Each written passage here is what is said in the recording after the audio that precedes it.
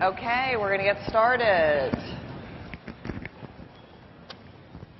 Good morning, everyone, and thank you for being here. I'm excited to introduce this panel. These are the heavy hitters of the morning, and we heard perhaps it's going to be gloom and doom, but I'm promising you that this panel is going to give you a lot of hope and opportunity.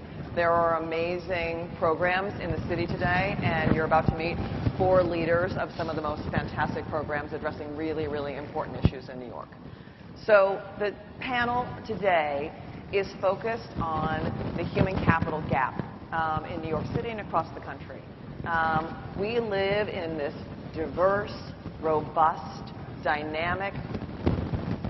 Thank you. Thank you. What do you guys think? Yours might be too close. New one? Yeah. Okay. Yeah.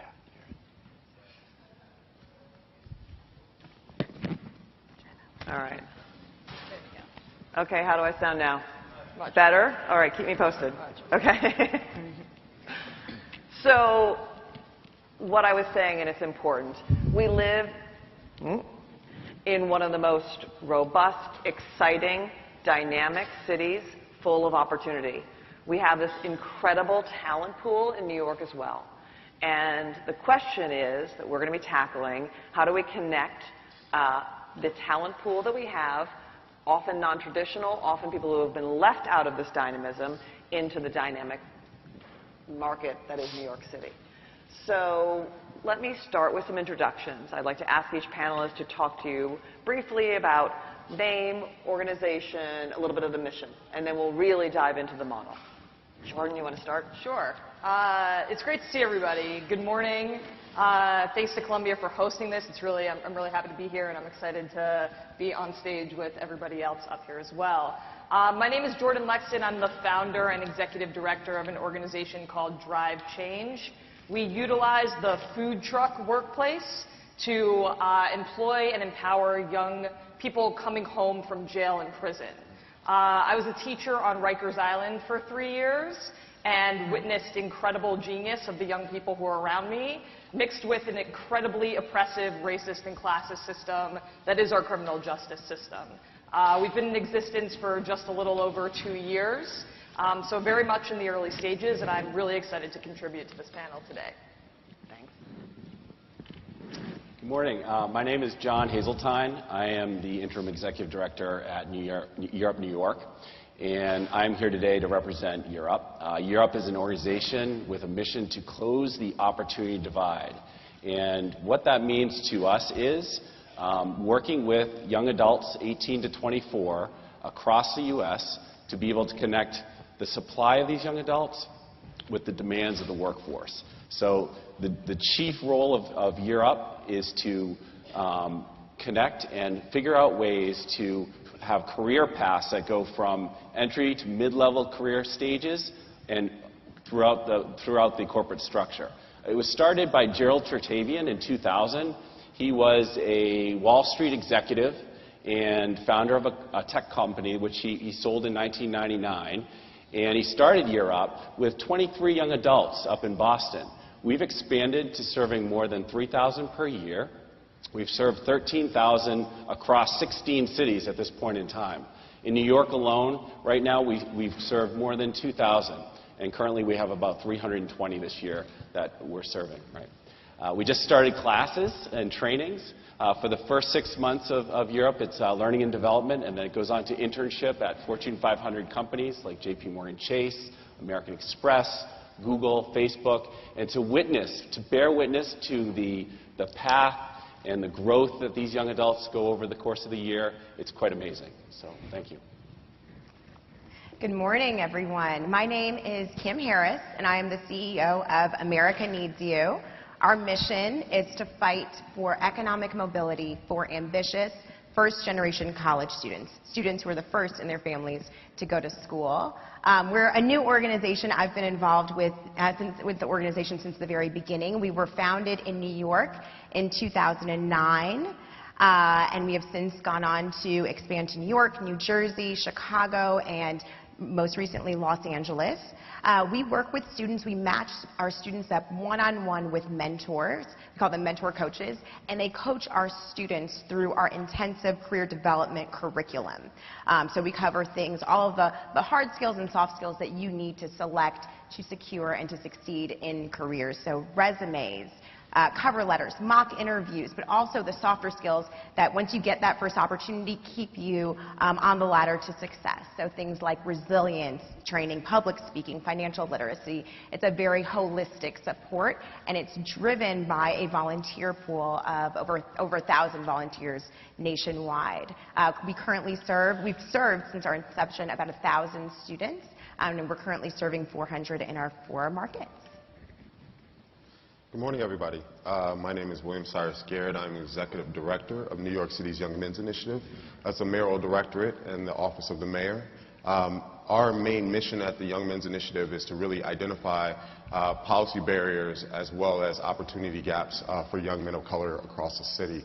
It was started in 2011 under former Mayor Michael Bloomberg. It actually was the basis by which the White House created the My Brother's Keeper initiative. We've been doing this work for about 3.5 years now. I've been in the role for about 2. And really what we've been looking at is how do we change kind of the systemic direction of the city, understanding the new demographic needs and changes of the workforce, as well as understanding the systemic racism that has formed our policy basis to this date. Thank you. And lastly, I'm Amy Houston. I'm your moderator for today, and I'm at the Robin Hood Foundation, and we're a poverty fighter in New York City, one of the largest private funders of poverty fighting initiatives across the spectrum. And on the side, I'm a professor at Columbia Business School, so I have a dual interest in this panel today. So the goal for this morning, we're really going to take apart the problem. We're going to talk about the impact and the models that are being used to address the problem. I'm going to open it up for some kind of big picture questions, and then I'll turn to the audience for more questions on anything that's on your mind. So let's start from the beginning. If you really think about the problem that your organization is most trying to solve, and because each of you are solving the same problem globally, but a slice of it, talk us through the specific issue that you're trying to address. Sure. So specifically, Drive Change comes out of the realization that young people who are coming home from jail and prison are facing tremendous barriers to future opportunity. By way of, in New York specifically, we're actually one of 2 states that automatically treats 16-year-olds like they are adults in the criminal justice system. So on Rikers Island, there's actually a public high school serving a lot of teenagers. As an adult, if you leave the system, likelihood is that you're potentially going to leave with a felony rather than a juvenile adjudication. So barriers and restriction to employment, to future educational opportunities, to living in even public housing, it's extreme.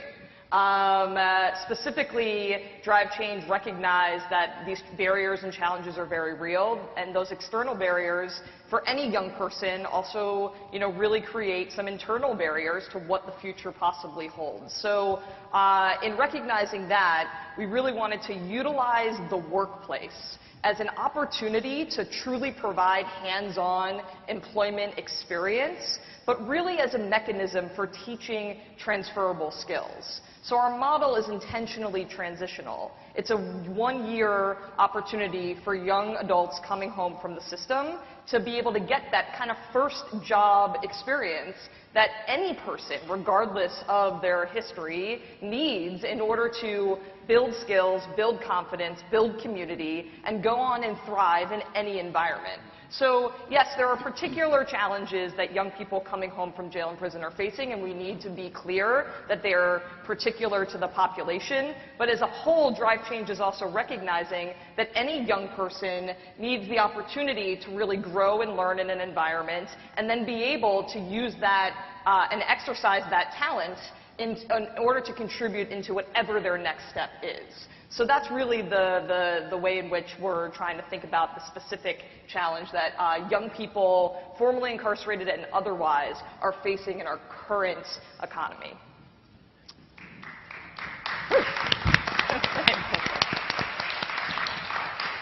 it's a big challenge.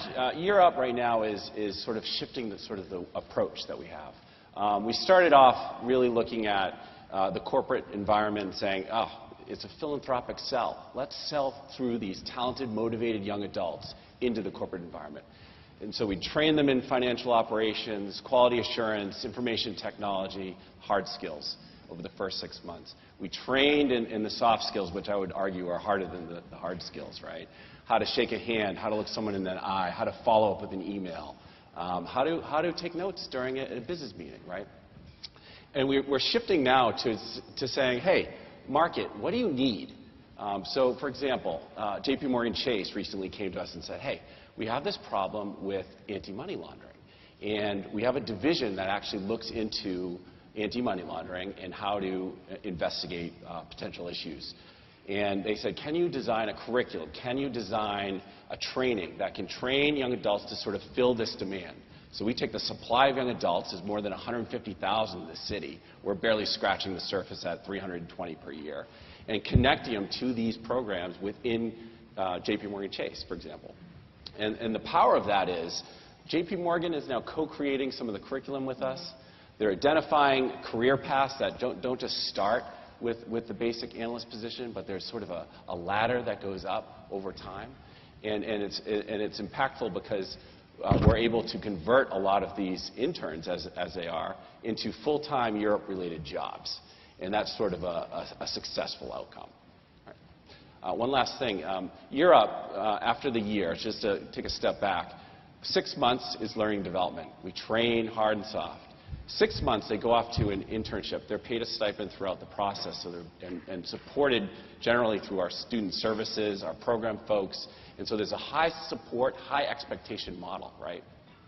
They go off into internship, they come back, they graduate, and within the first 4 months of graduation, 85% of our graduates are either full-time in work or go back to school full-time. And what this means for them personally, individually, a lot of them start at an average sort of salary, annual salary of about $4,000, and they end up with an average salary of $36,000. So that's a game changer for these families, for these individuals, for these communities that they're going back to. Thank you. And John and I we work with a very similar student population. There's a common misconception that once young people get into college that they are okay, they are no longer at risk, and that simply is not true, especially for first-generation college students. Only 11% of first-generation college students are expected to graduate from college, and they're 5 times more likely to drop out than their peers. As we were drilling through the data and building out our organization, we wanted to find a way to maximize our impact. And we learned that there were so many wonderful college access programs that were getting students into school, but once they were there, they were really left to navigate on their own. That combined with the fact that many of the students that were dropping out in good academic standing. So we really didn't understand why was this happening. And even though there are academic challenges, one of the main reasons that our students face in dropping out is A, the rising cost of college, the opportunity of cost of college, which I think is something that we don't talk about a lot. Many of our students are in school and they're working full-time jobs, and they have parents that say, hey, you work at Gap full-time, you might get benefits, you're bringing in really critical income for this family, why not stay there? Why are you in school? So what we do is we make school relevant. We teach students very early on what their career potential could be if they stay motivated. So we spend lots of time exposing our students through our volunteers and also through engaging our corporate partners on all of the possible outcomes that could exist for them and their families if they are able to stay in school and to stay engaged. Then we match them with mentors who help them to design individual career plans for their internships and longer-term career plans for their lives. And they coach them every other Saturday for about 6 to 8 hours. One of the things that people always say is, wow, it's a really intensive program, but you need that time to build the trust between the student and the mentor and the staff. We serve as that first line of defense. So if anything gets a student off track, we are there to save them. So whether that's $200 that they might need to buy books or to register for classes, or if they get kicked out of their homes, or if they have a bad experience in school or in an internship, we are there to support them. And between the student and the mentor, they create joint accountability to each other, so that they know that they're not in this alone. So that's really our theory of change. In terms of our impact, our students, 96% of our students graduate, compared to 11% of first-gen college students. As of graduation, 91% of our students have jobs or are enrolled in graduate school. And for those students that are working, they're making $53,000. So that means as of graduation day, they are breaking the cycle of poverty for themselves and their families. And we continue to support them through our alumni network, because we understand that first-gen issues of first-gen students don't just go away because you get that first job or that diploma. Thanks. So at the Young Men's Initiative, we have 3 prongs. One, we're a funder. We have a $30 million budget that's annually given to us by the city. We also are a public-private organization. Therefore, we are able to bring in outside dollars. And we're also a R&D shop. We actually develop small pilots around different policy initiatives as well as programmatic initiatives to test out, working with our agency partners to make sure that we have evidence and efficacy in the work that we're talking about expanding across the system. But really what we focus in on is equity.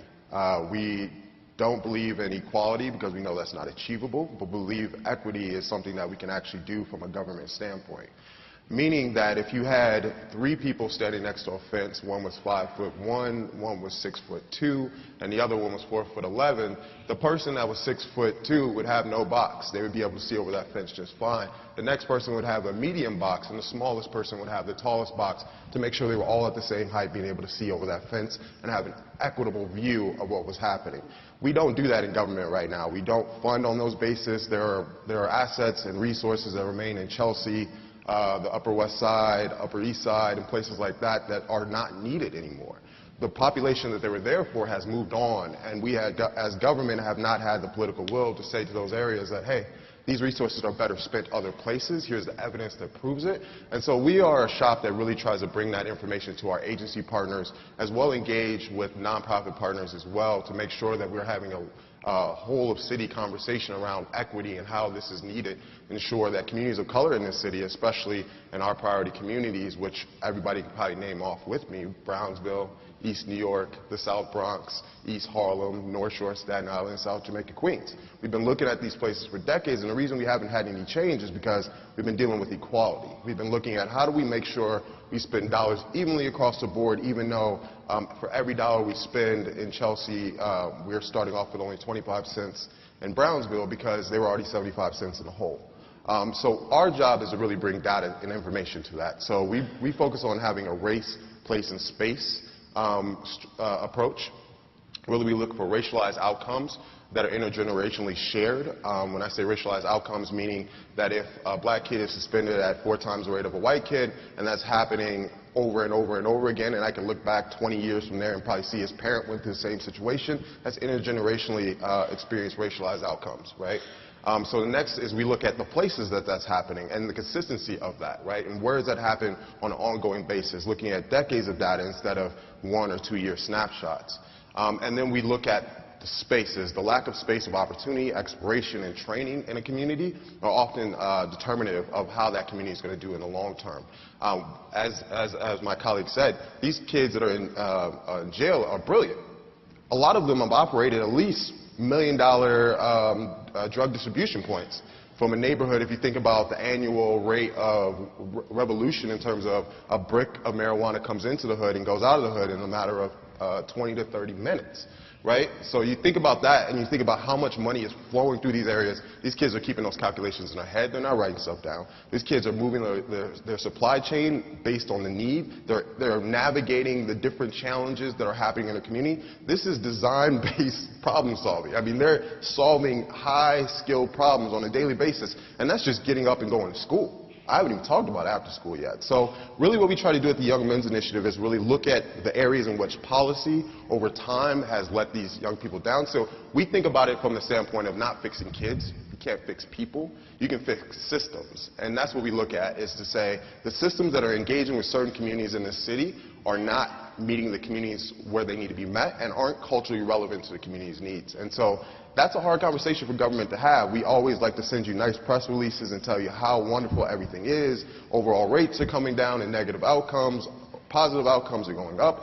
But what we try to do is be the canary in the coal mine that really says, well, that's great that graduation rates are going up, but college and career readiness is still a 10-to-1 disparity for Black and Latino young men compared to their white and Asian counterparts. Thank you. I want to pick up.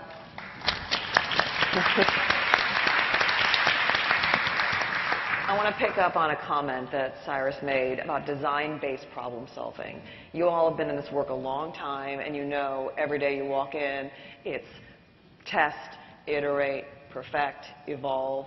Think about something in your model currently in the past where a challenge that you saw and thought about and how you've iterated to improve the program. And it could be in any order, and not everyone has to answer, but I'd just love for the folks to get a sense as to how this work changes and how you're creating on a daily basis.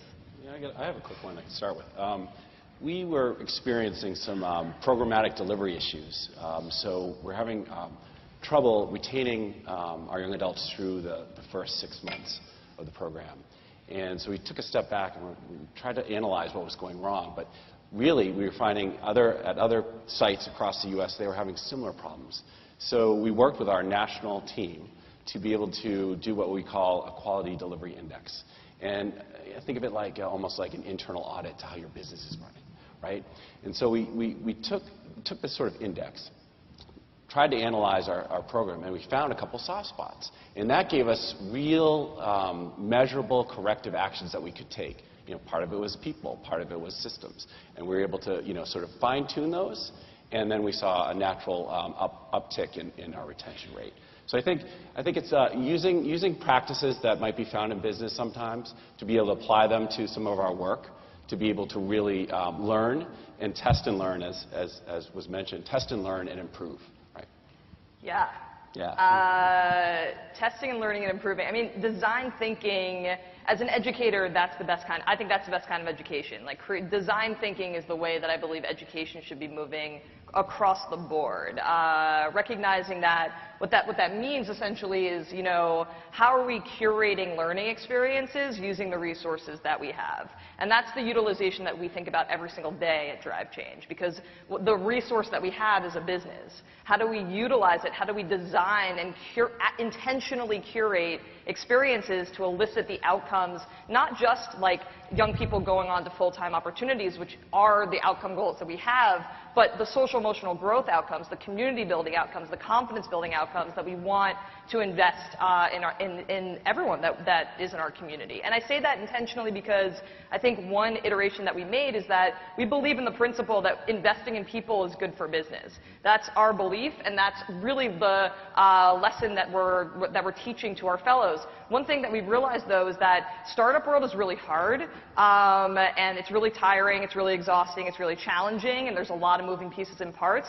And one moment of shift was we need to apply the same practices that we do with our fellows to our entire organization. Why are we not, holding community meetings as a whole? Why are we not thinking about our health and well-being as a whole? Why is it only like in this trickle-down sort of way? And so being able to make that design shift and think about how, as an operative whole, we're implementing the same values that our fellowship has is a really, really big change that we made.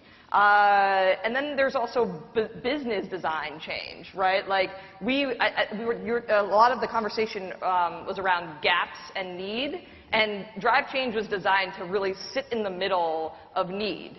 And need from a nonprofit reentry side, where there aren't enough organizations that are providing in-house employment opportunities and continued education opportunities simultaneously, So we get to be a pathway for other nonprofits who do great social service work but don't have the employment opportunity. And then on the other end, there are not enough licensed and credentialed and skill-based talent in not just specifically the food truck industry, but in industry and in food industry and hospitality industry in general. So sitting in the middle of need was really a big recognition and design shift for us, but mostly recognizing that the food truck industry is actually not necessarily the best model for the overall fellowship because of the geography that we're in.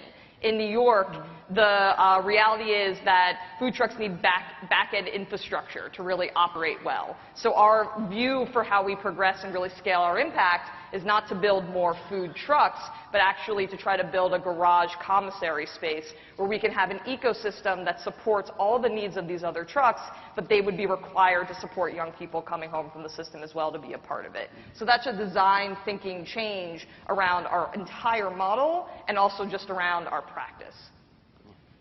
Yeah, we've seen a couple of changes.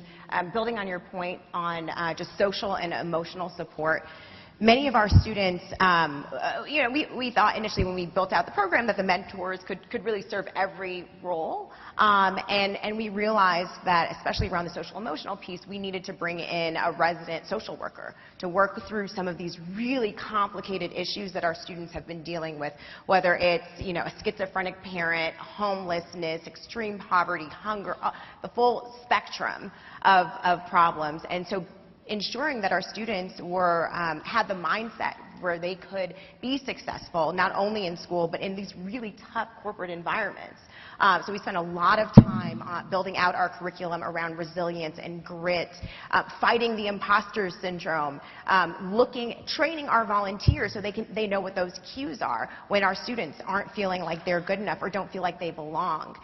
Changing the mindset. Our students, our HR counterparts with our corporate partners always come back to us and say, one thing we noticed about your students, they come in and they're so wonderful, they're gracious, but they thank us. They overthank us for this opportunity because they think that even giving them a chance for an interview is philanthropy. Mm-hmm. And that just is not the case. And so teaching our students, you belong there. Hiring you as an intern or as a full-time role, that's not philanthropy. You are helping to build their business. You're bringing in a diverse and unique perspective. So changing that and really thinking through our curriculum and empowering our volunteers to be to help them in that space, I think has been one really important change to holistically support our students. And then another issue, and I don't think that this is unique for our student demographics at all, but we have a national writing crisis. We are not teaching our young people how to write. I'm telling you, I worked at one of the best law firms in the world, and we had law students from Ivy League schools who could not write memos. So of course, our students from the schools that they went to are having writing challenges, especially in an era when we're writing in emojis and memes and all of that. So, and that's something that we've thought really critically about, because if you can't write, there's really no career that you can succeed in. So thinking about, especially getting them to at the college level, how do we then embrace our academic partners and build a community of supporters so students have strong communication skills, because if they can't communicate, they can't thrive. And we have the best of both worlds. So we get to critique others' work and tell them where it's falling short and how we make that better. And then we also have to learn from our own lessons. But in both cases, it's about continuous improvement, right? That's our goal all the time. So the first example would be around NYC Men Teach. You may have seen some of the flyers in the subways and heard some of the ads on the radio. We were really looking at how we recruit more male teachers of color into the city. There was already a recruitment process happening, but what we saw was there was a number of holes, right? In the hiring process, retention, there was also just a lack of complete interest in the field from males of color really in the city as we surveyed. And what we did was we really tried to have a campaign feel, right? We wanted to build a movement on the front end, right, to bring them in, because we're in a specific moment in this country. You can't turn on the news any other day as a male of color and not be reminded of that, right? And so I think there is a sense amongst a lot of men in this country right now of what can I do to be the most impactful, right? What can I do that's actually going to make a difference? And what we found is a lot of guys are sitting in jobs that they hate. And really, if we were put the right message out and we ask, We've been able to increase overall applications and acceptance into the DOE by males of color by 67% over the last year. And that's really been a function of us being intentional about the recruitment process and also making sure that we understand all the pitfalls that could be in that pipeline, especially around implicit bias. This is one of the dirtiest words in government. Nobody likes to talk about it. But implicit bias comes in where subjectivity lives, right? And so what we try to do is figure out how to create objective steps and metrics within a pipeline to make sure that one individual is not making a decision based on their previous bias about somebody else that excludes their merit, right? And so what we've been able to do on the back end is actually understand more from these men of color what their issues are once they actually get to a classroom. The Joe Clark series, right, where everybody's going to be Batman, the crazy guy, black man walking around the hall with a bat, right? He's going to be the disciplinarian of the school. The other piece was they're getting pulled out of classrooms too soon, right? People are losing their mind with excitement to see a male of color in the classroom and said, why don't you become assistant principal in year 2, right? And so that takes some more out of the classroom, as well as not having that support, not having the mentorship, not understanding whether or not they're doing a good job. All three of those things we try to address with programming. We're still developing that. We're still figuring out how effective that is, but that's kind of the level of thinking we're able to layer on to other people's projects, right, and other things, existing systems, to leverage those systems and try to improve them, right, to make sure they're more equitable. On our own end, we've been really looking at how do we create tech hubs in communities of color, really identifying lack of access, lack of support in the tech field and exploration opportunities in the tech field as being a main barrier for young men of color getting more into the tech sectors, right? And one of the cruelest ironies of this, and this was what was dropped on my desk the other day by, I'm not sure if people know, but Sheldon from Proclivity Media, he basically said, you know, look what you're trying to develop. You're trying to develop this program where there's going to be web designers and app designers and all these other things. He said, you know, you play college football. What was the percentage chance that somebody starting out high school football makes it all the way to the NFL? And I told him it's like 0.0001%, right? He said it's less than that for a person to create an app that gets big and actually makes them some long-term money. And I said, wow, didn't even think about that, right? And so I'm in a moonshot project out there. We're going to place this great place, and it's going to be a streamline of hope. When he said, when all we have to really do is look at what are tech companies buying around the city in bulk. They're buying big buildings so they can do what? So they can warehouse servers. Because everybody right now is trying to get more servers, more access to the cloud, more data uplink, be able to rent those things out. And what do they need? They need people to upkeep those servers. And he said they're buying buildings right in the hood and putting servers in them. Who's going to upkeep those servers? He said, why aren't we training these young men to do that? So that was my light bulb moment that I had been designing this program all wrong and aiming it towards something that was actually a lot less relevant than some of the harder skills we could actually be pushing these kids toward.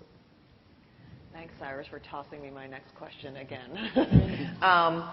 So for a lot of us, it always is a question of resources. You know, if we had more money, we could do more, and so many doors could open. But it just strikes me that sitting here on the Columbia University campus today, we're in the center, you know, one of the greatest intellectual capital homes. So the question is, if you could use the resources, all the resources or unique resources that Columbia brings to the table to solve one of the many problems on your plate, is there something that, you know, this university could do to help you break through a barrier you're facing today, for anyone?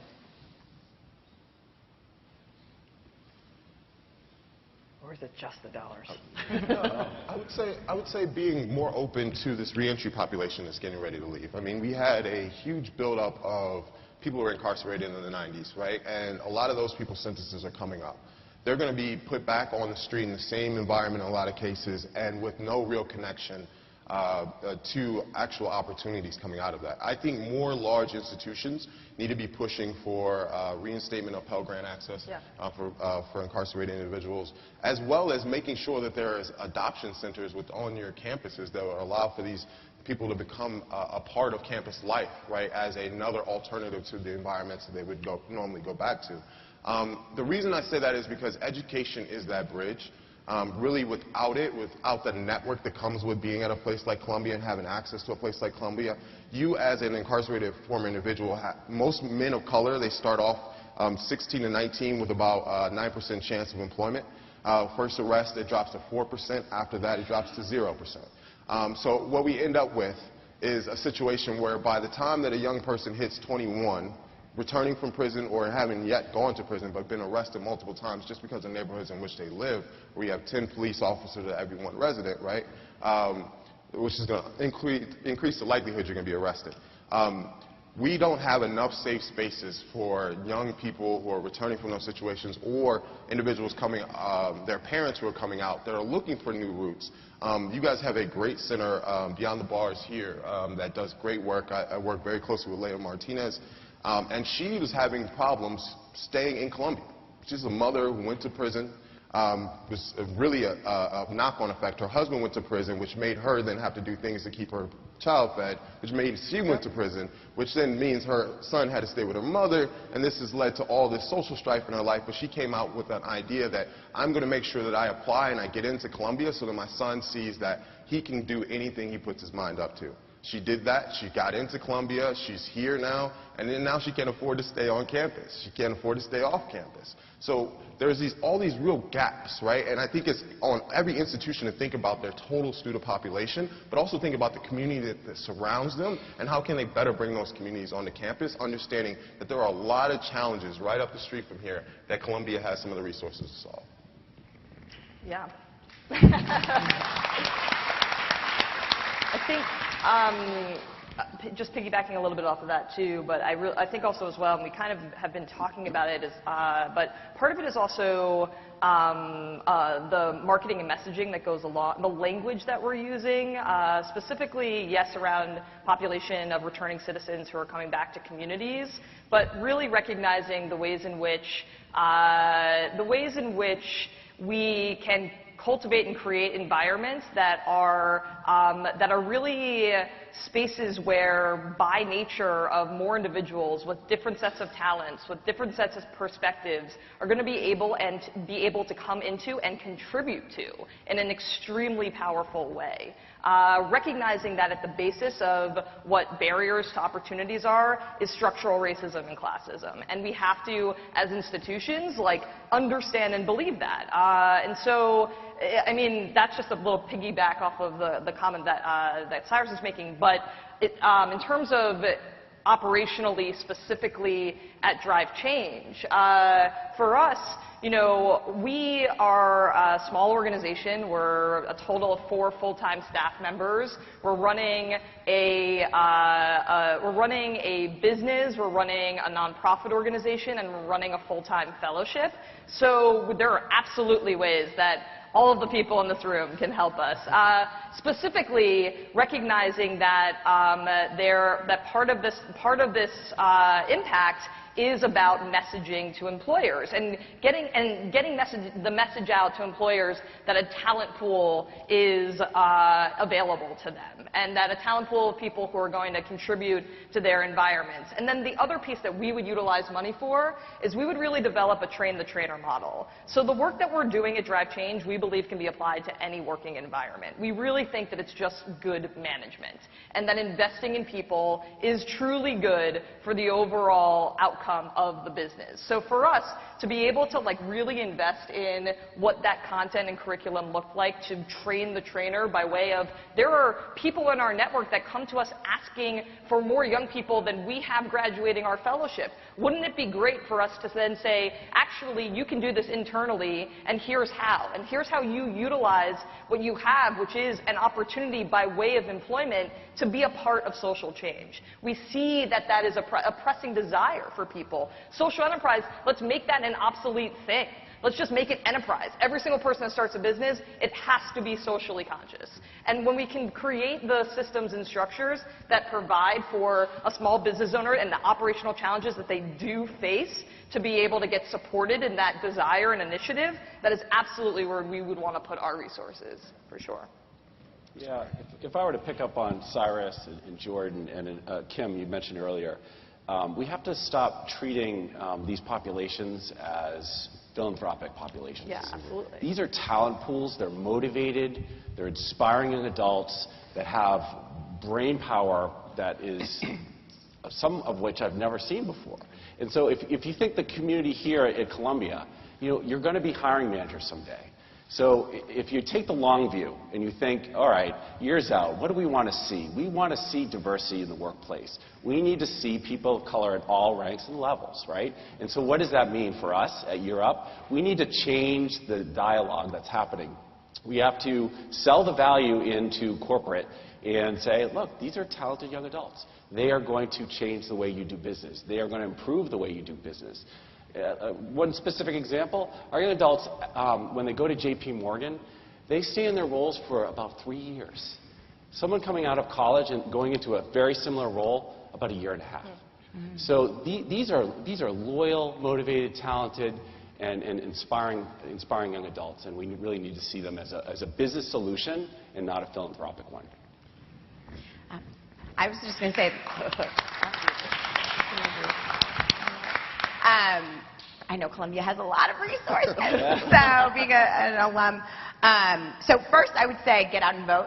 I would encourage everyone to get out and vote. The stakes could not be higher in this election. Call all your friends in the swing states. It's critical, but that's a whole other topic for another panel, another time. But I think what we're seeing a lot of is now college access programs. So programs that get students into college are realizing they're waking up and seeing that their students are not graduating, or even the best charter school systems. So now they're all working on their alumni programs and thinking about how they can better support college students, but they're doing that alone. And so thinking about ways to deploy resources to create a convener for those college access programs so that they're not in silos creating programs, wasting resources. So I think that we could, and we are starting to do some of that work with our college access partners, providing consulting services to them, because we don't want, the resources are so limited, so we don't want people creating things inefficiently on their own, because this is a broader systemic issue. And then obviously diversifying the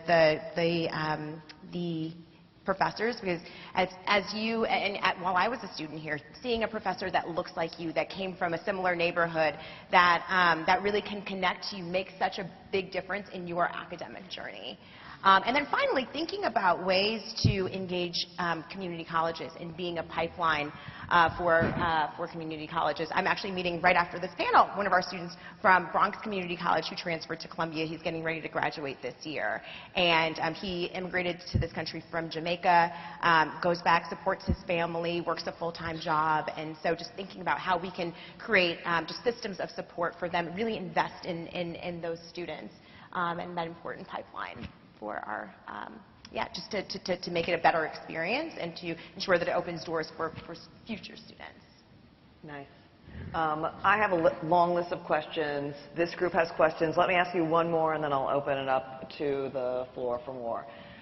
You all are leading some of the most important organizations in the city. It's information overload. You're constantly looking at how do we get this right? How do we do new things? What do you read? What are your information sources? How do you keep up with this incredible field that you're in and all the changes that are taking place? And how do you balance that? So just as we all think about how do we do that as ourselves? Good question. I can start off. So I'm a political by background, right? So I came into this through President Obama's 2007 campaign. Worked with him in the White House and the Homeland Security and Education, then left to go back to 2012. So I've got that. So I read Politico, I read the First Read from NBC, I read a lot of political information. That's good, that's context building, right? What are the ways in which people are hearing information? How is the electorate and kind of just the people at large dividing themselves, right? That's really what politics is. What group, what do you choose to believe, right? Donald Trump's a good human being or he's a terrible human being, right? And so so I read that for that sort of context. I also read a lot of business journals, a lot of business mags, because we do a lot of private sector fundraising, and I want to make sure I can speak to people in their language, right? So I can show them value. I can talk about ROI, and I can talk about all these other things that helps a business person understand why providing us with resources actually helps their bottom line in the long run, right? And then I also try to read a lot of international magazines, such as Foreign Policy. I read a lot of different blogs by international reporters, mainly because the cultural, a lot of what we're dealing with here in New York City is this really big melting pot, just a huge petri dish of cultures and mashup, right? And so a lot of what I try to do is get a better understanding of the issues that are happening back in home countries that may have pushed people to leave, or what sort of folks have left over that time period in which we're talking about, the buildup of the last 10 years, 12 years. We look at a lot of migration patterns within the city. We'd also look at influxes of immigrant communities.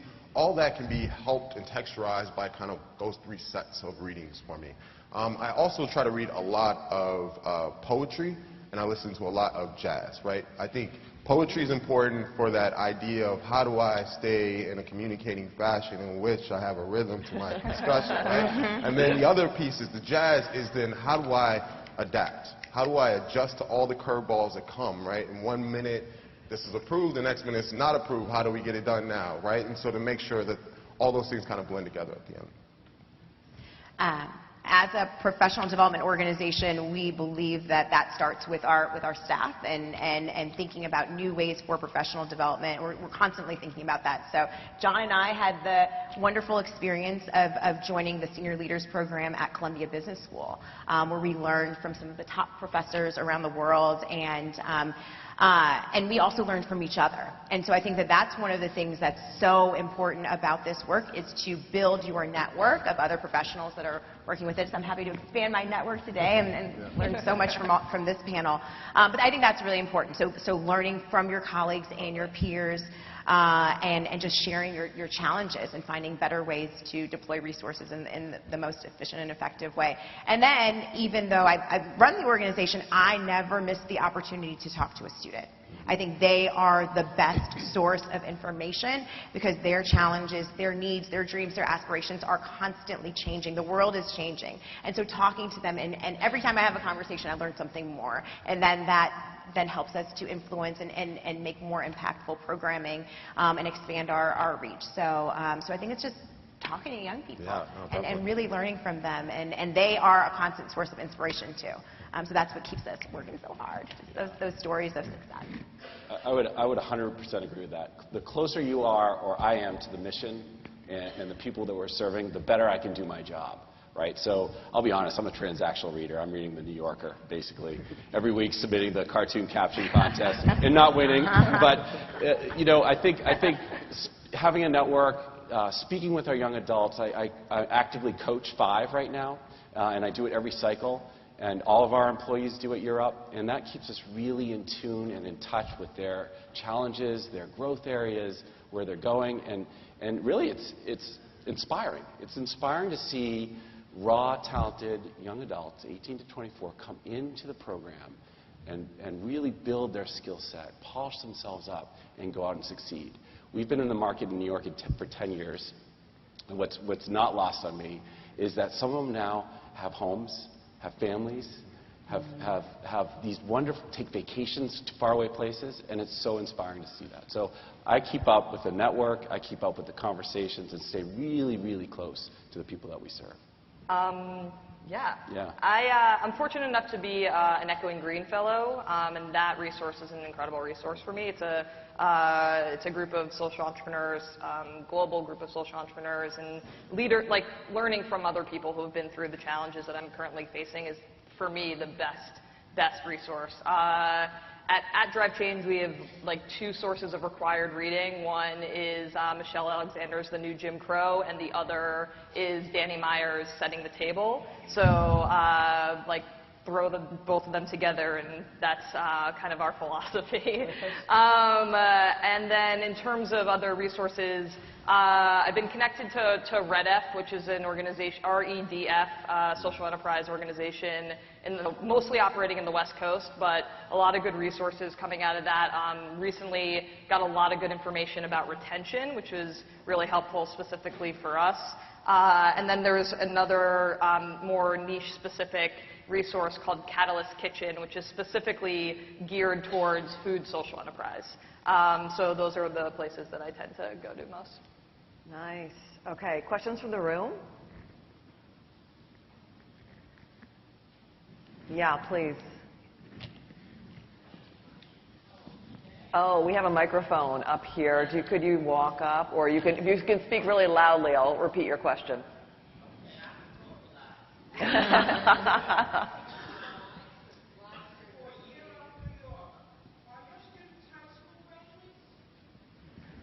Yes. So Will you repeat the question? For Europe, New York, are our students high school graduates? Yes. So the minimum requirement to apply and get into our program is to have a high school diploma or a GED. Yeah.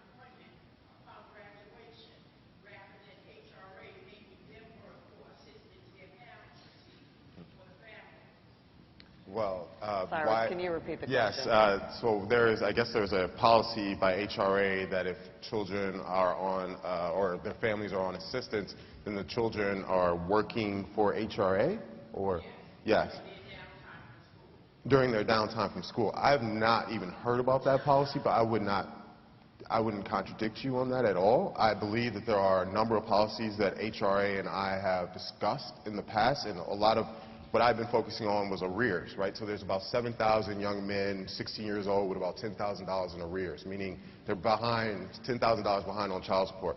Now, some of these young men have got picked up and put in juvenile detention, and when they get home, there's a warrant for their arrest for $10,000 in child support. I said that that's kind of counterproductive, HRA. I think that we could do better than that. So we're working on that. So I will bring this up with Commissioner Steve Banks when I get back, because I'm not sure what the intent of the policy was, but it would seem, as you suggest, that there are other avenues and other places that they could work, unless HRA is trying to create a pipeline for future government supporters of government workers within HRA.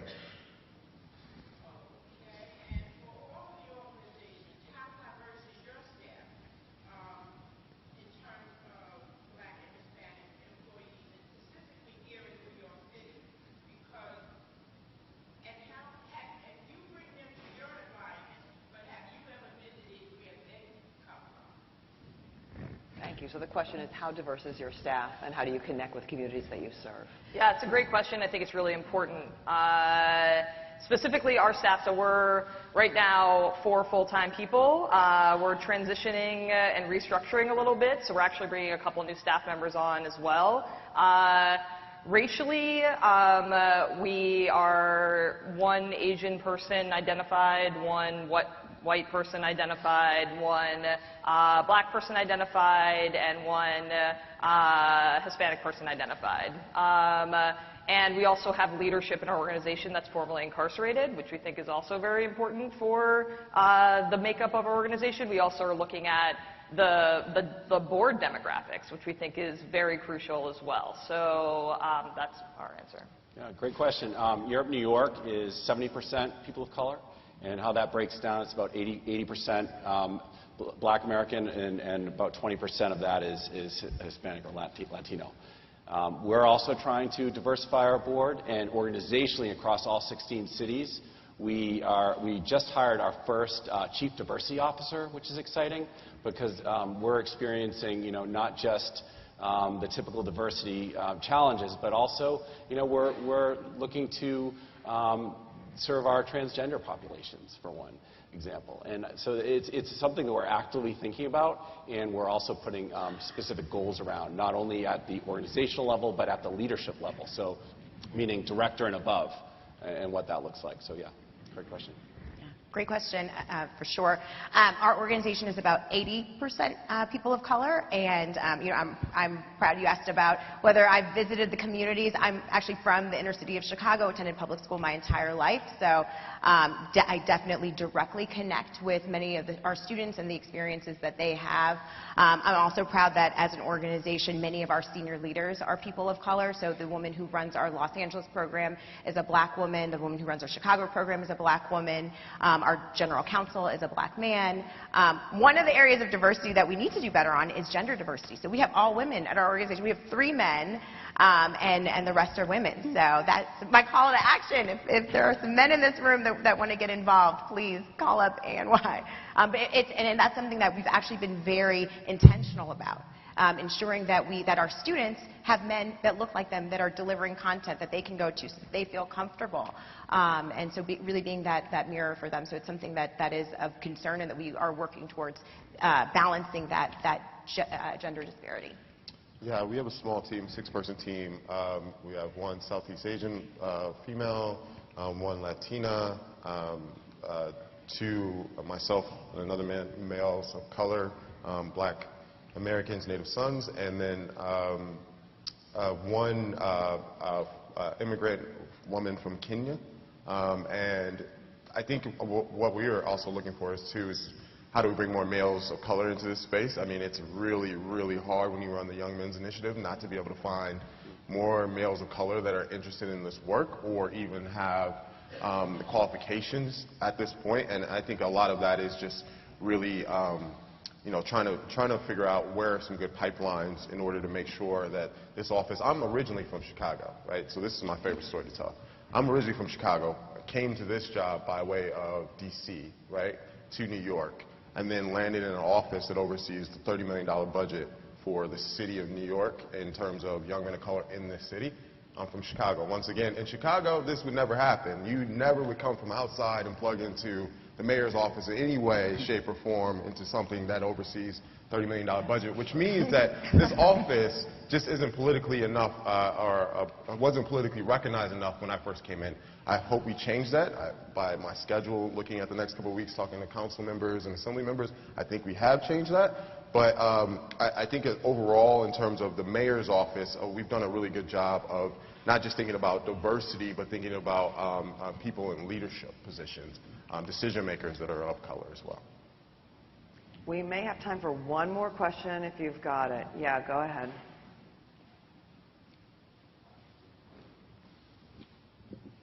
Good morning, everyone. My name is Alana Souza. I'm from Lead of Light USA, and I'd like to direct the question to Jordyn.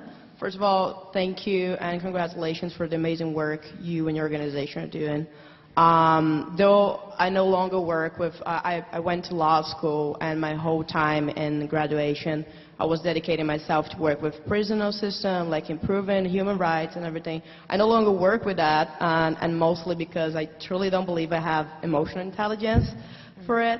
And I used to do something similar to what you do right now. And I used to hear a lot, people come, whenever we're talking about we need to give second opportunities or second chance to these people, and they were like, why would I do that when they already screwed up their first opportunity and they don't get what is behind those people's backgrounds. So my question for you is that, do you get a lot of this kind of feedback whenever you try to pitch a company to try to get an employment opportunity for these people, and how do you address this kind of challenge?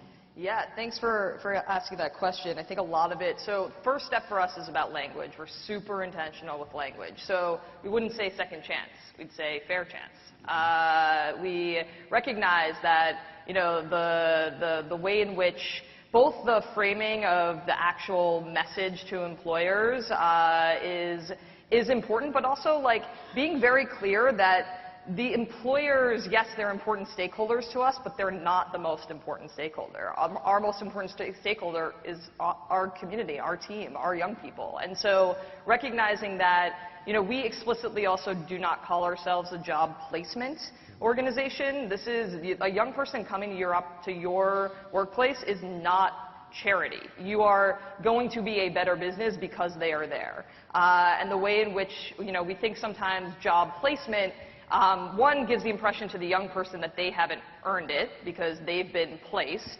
And then on the other side, the employer is, kind of more likely to look at that individual and single out that individual as one of the individuals that they are taking on because of the, whatever, goodness of their heart or something. So for us, language is crucial, but also the actual structure of our model is one where our fellowship is a year long. And the last 4 months are an internship to get a young person in a different environment, learning a different set of, kind of just navigation by way of new place. And then after that 4-month internship, it's young person's, it's their prerogative to find and get the career job of their choice. So we support them. We're creating the systems that are structurally encouraging that development, and our network is their network, but they are themselves actually, you know, the ones building relationship that are going to get them the position. And we found that that intentionality is really a big part of eliminating some of those some of that language around second chance, or why give somebody who has already been you know, incarcerated and presumably made a poor decision in their life an opportunity when there are so many other people who potentially haven't gone into the system and need opportunities as well. And I think it's our responsibility to like be very aggressive in the language that we use back around getting people to see structurally the way in which society is oppressing particular kinds of people, and to tell them, like, would you ever want to be restricted in your life for the, you know, single most challenging moment? Reality being that lots of people have made decisions that they do not want to be held by for the rest of their lives, and some people are and some people aren't, and a lot of that has to do with race and class. So that's, you know, really a lot of the onus is on us to be firm in our language and not let things like second chance be the language that's used, and then create a model that supports confidence in the young person and their ability to really put themselves in a position to thrive. Thank you. I want to wrap this up by, one, thanking Team Columbia for the extraordinary care, thought, and hard work that's gone into this conversation. I want to thank these four panelists who lead extraordinary organizations and inspire me, and I hope have inspired this room. And I want to thank all of you on behalf of us for being in this conversation. I think big things are coming, and you're watching it now. So thank you. Have a great day.